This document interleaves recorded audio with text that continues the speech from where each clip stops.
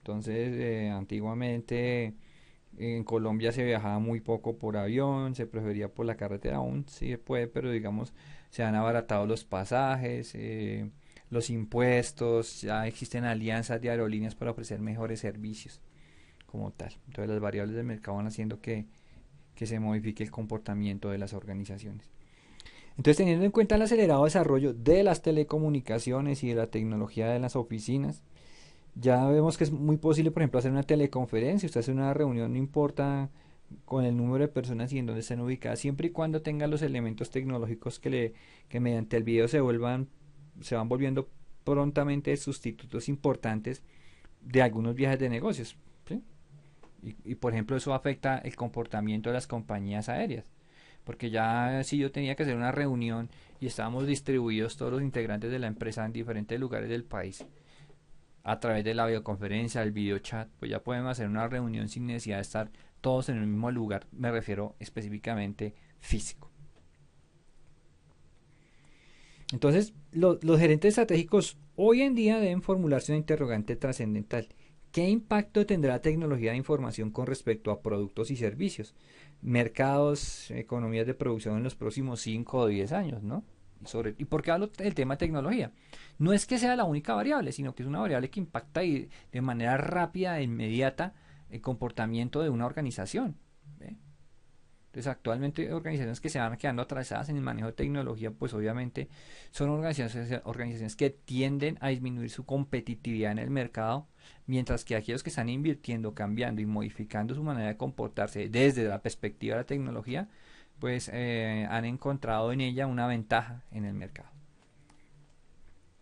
Entonces, las dimensiones de los cambios económicos, sociales, culturales, políticos, bueno, y aquí vuelvo a lo de la fórmula peste, ¿no? Políticos, económicos, sociales, tecnológicos, etcétera, justifican la necesidad de una auditoría externa efectiva. Y cuando me hablo de auditoría, me refiero es a revisar, a analizar, a sopesar, a medir, a hacer un reconocimiento efectivo del comportamiento de esas variables frente a la empresa. Hay que recordar que este tipo de auditoría se concentra, bueno, cuando hablo de auditoría, análisis, digamos de análisis, se concentra en los hechos incontrolables para una empresa, como por ejemplo el aumento de la competencia extranjera. Eso no implica que el país lo controle directamente. Los cambios de la población en un país, una sociedad que está como la nuestra en proceso de maduración, la tecnología de la información, la revolución de los computadores, como por ejemplo, y también el surgimiento de las minorías étnicas, ¿no? Aquí últimamente en Colombia, en los últimos 8 o 9 años, se ha dado un fuerte debate frente a las minorías étnicas, la protección indígena, el resguardo indígena, la población afrocolombiana, porque digamos, cada uno quiere su propio reconocimiento y su valor dentro de este contexto político y social en Colombia.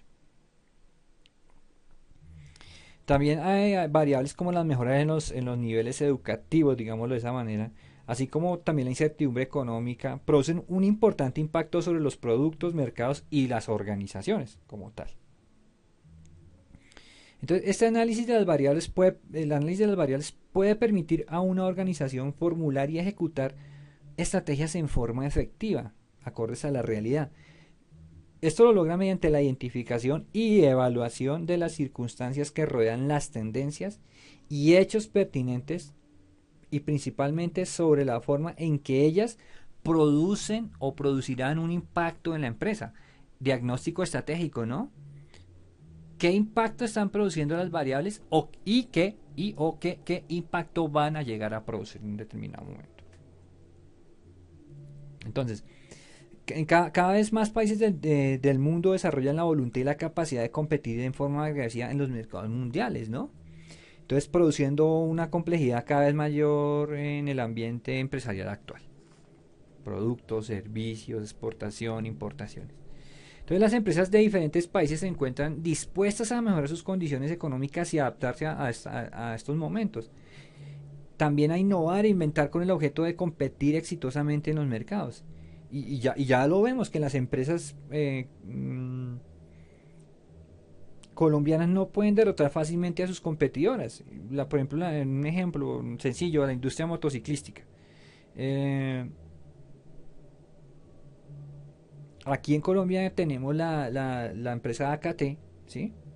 que ha tenido que luchar fuertemente con empresas como Honda, Yamaha, Suzuki, y frente a eso en el mercado es duro porque hay una marca, todo un contenido histórico que ha venido, digamos, marcando el desarrollo de estas compañías en Colombia. Entonces, inclusive ahora hay más tecnologías competitivas modernas, tanto como en Europa y en Japón en cuanto al tema motociclístico. Pero sin embargo, ustedes ven a KT que salió ahorita con una empresa que no recuerdo el nombre, que brasilera, para la producción de motocicletas. Entonces, eso implica que los gerentes estratégicos de AKT han hecho una lectura del ambiente y se dieron cuenta de lo siguiente: en Colombia el tema del transporte, esa variable, está cada vez más llena de problemas, generando inconvenientes. Tanto así que por eso se han creado en las ciudades el tema de pico y placa, pero no están dando abasto. Entonces es como comienza a surgir, ¿m? Más que como un lujo, como más bien como una respuesta a una necesidad real, que es el movilizarse en una sociedad en una ciudad tan compleja como Bogotá. Entonces aparece la motocicleta como una respuesta a eso, y cada vez aparecen vehículos, específicamente motocicletas muy baratos y de alta tecnología en el mercado.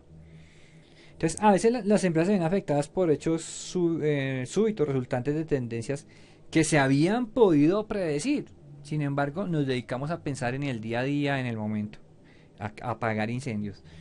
Lo urgente no da paso a lo importante. Entonces, por ejemplo, en los años 80 se dieron pérdidas casi cercanas a los 500 millones, bueno, a 5 mil millones de dólares en la industria automotriz. Y eso se debió a que no se previó la preferencia del público, de la gente, de las personas, por vehículos más pequeños, que ahorraran más en combustible. Bien, y ustedes saben que en el contexto colombiano, últimamente la tendencia en los últimos años ha sido esa: automóviles pequeños que ahorran combustible. Entonces, por ejemplo, los fabricantes de automóviles en Estados Unidos no cambiaron su estrategia. ¿Cuál era la que utilizaban ellos? Producir vehículos grandes a pesar de que había señales de advertencia en el mercado, ¿no?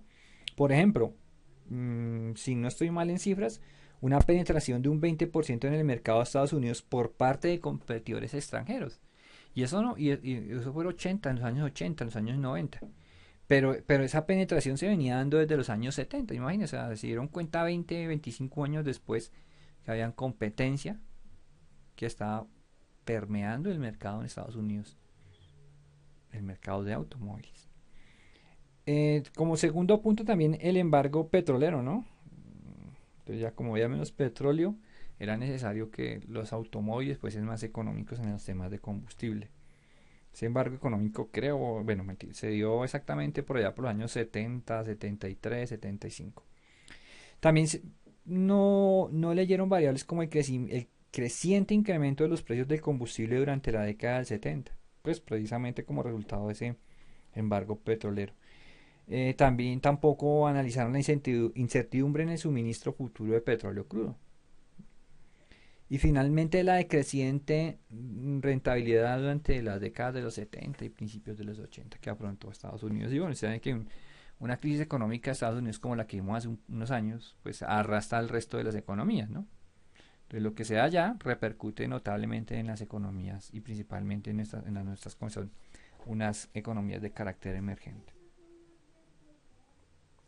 Entonces, por ejemplo, debido a contextos como ese que les estoy nombrando, de la falta de análisis de variables, fue que, por ejemplo, General Motors, Ford, la Chrysler, la American Motors, se metieron en una batalla por supervivencia a principios, o sea, después de estar viviendo bollantemente, de tener grandes utilidades, beneficiados en el mercado, comenzaron en un forcejeo por la supervivencia en los 80 y a finales de los 90. Y bueno, digamos que para los años, para final, comienzos de los 90, mediados de los 90, em, no habían logrado recuperar esa proporción perdida en el mercado, y que ya es un poco difícil.